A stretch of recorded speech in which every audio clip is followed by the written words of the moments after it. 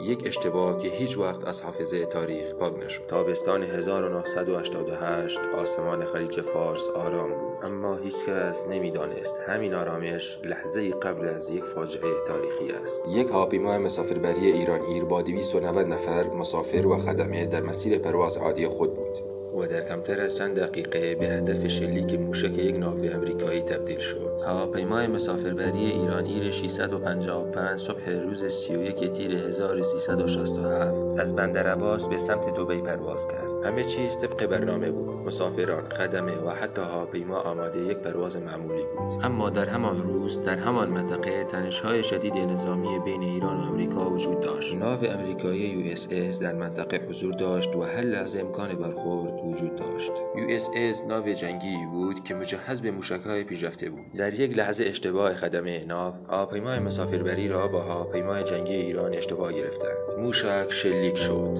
290 نفر شامل زنان و کودکان هیچ فرصتی برای فرار نداشتند. هواپیما در دریا سقوط کرد و همه کشته شدند. این حادثه باعث خشم و شوک بین‌المللی شد. آمریکا مدعی شد یک اشتباه فنی بوده، اما ایران این اقدام را عمدی خواند. صدای جهان بلند شد و نشست‌های اضطراری هم برگزار شد. و سالها بعد هم مردم و خانواده قربانیان هنوز به دنبال حقیقت بودند. این حادثه روابط ایران و آمریکا را پیچیده‌تر کرد. پرسش‌های همچنان بی‌جواب هستند. چطور خدمه یک ناو مجهز نتوانستند هواپیمای مسافربری را تشخیص دهند؟ چرا هشدارها نادیده گرفته شدند؟ چندین گزارش و سند وجود دارد که هنوز منتشر نشدند و هر سال خانواده‌ها هنوز به دنبال عدالت هستند. 290 نفر در یک لحظه از دست رفتند، اما یادشان همیشه زنده است. ایران ایر 655 نه فقط یک فاجعه هوایی، بلکه نمادی از اشتباهات انسانی در جنگ و تنش‌های بین‌المللی شد. گاهی یک اشتباه کوچک میتواند زندگی صدها نفر را تغییر دهد برای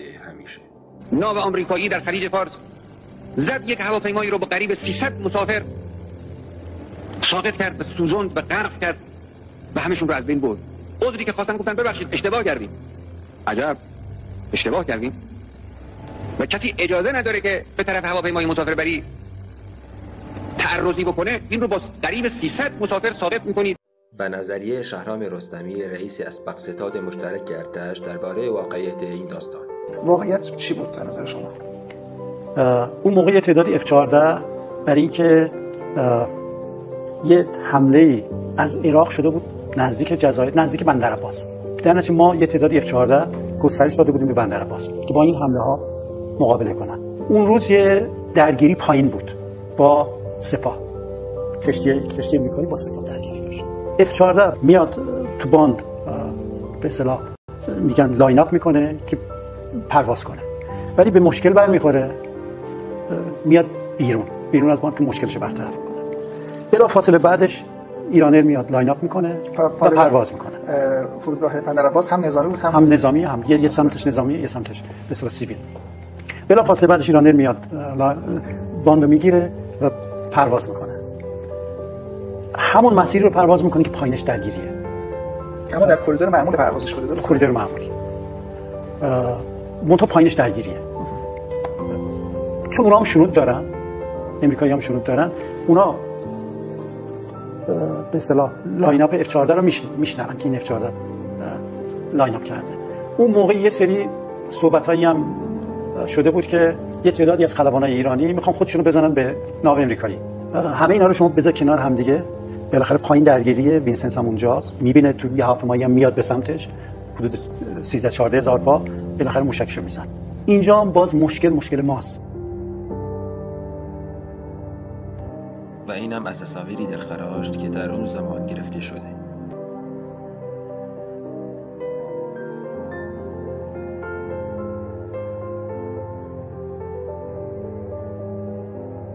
بعد از حادثه سکوتی سنگین سراسر ایران را فرا گرفت.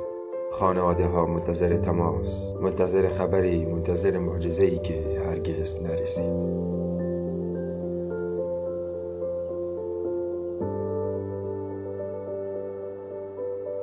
رسانه ها پر از تصویر، لباس ها و وسایل شناور روی آب بودند.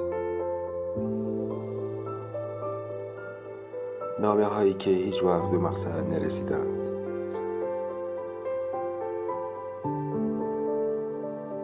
و عکس‌هایی که برای همیشه ناتمام ماندند.